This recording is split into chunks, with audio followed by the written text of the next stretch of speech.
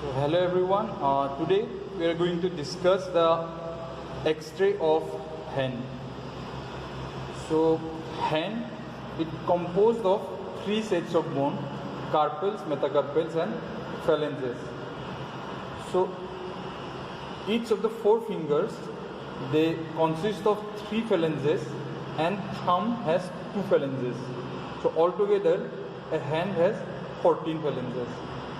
Then we have metacarpals, first metacarpal, second metacarpal, third, fourth, and fifth metacarpal, and we have 8 carpal bones on the wrist.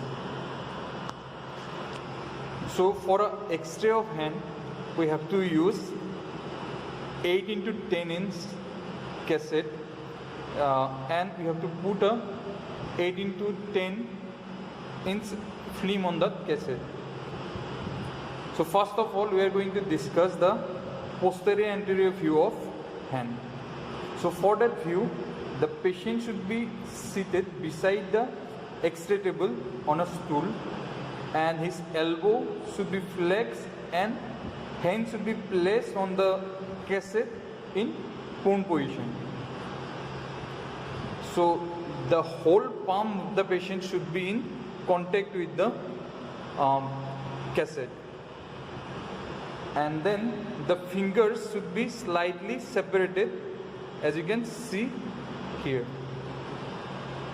Then we have to place a sandbag on the forearm of the patient to stabilize his hand. Now the central ray of the patient should be on the head of the third metacarpal. The central ray should be on the head of the third metacarpal, and we have to adjust the collimator to include only the hand region of the patient. Next, we have to set the KBP on 30, and if the patient's hand is little bit fattier, then we have to put the KBP 35, and MAS you can put 10. Then you have to expose the cassette. So when doing an X-ray, we have to always put a marker on the cassette.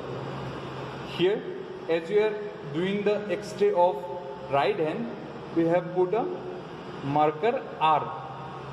That means it indicates the right side, and the marker should be made by lead.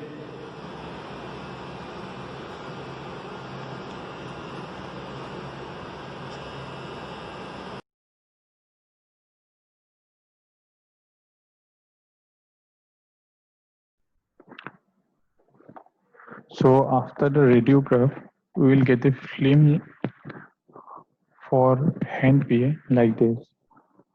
So your film should include all the phalanges. As you can see here, all the phalanges are included, and the nearest joint, which is wrist joint. And for the radiographic anatomy, you will see the carpal bones.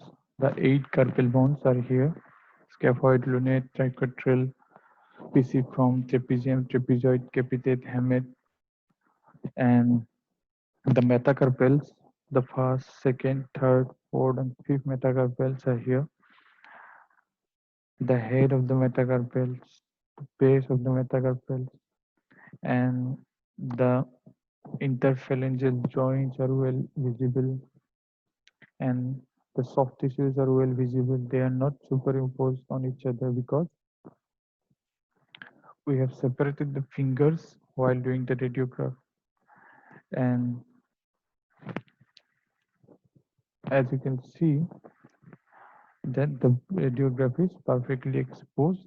We can differentiate the bones and the soft tissues clearly. And you can see the phalanges. These are the phalanges of thumb, proximal and distal phalange. And these are the proximal phalanges of all the 4 fingers. These are the middle phalanges, these are the distal phalanges, and these joints are called interphalangeal joints. This one is distal interphalangeal joint, this one is proximal interphalangeal joint, these are metacarpophalangeal joints, and this should include in your radiograph.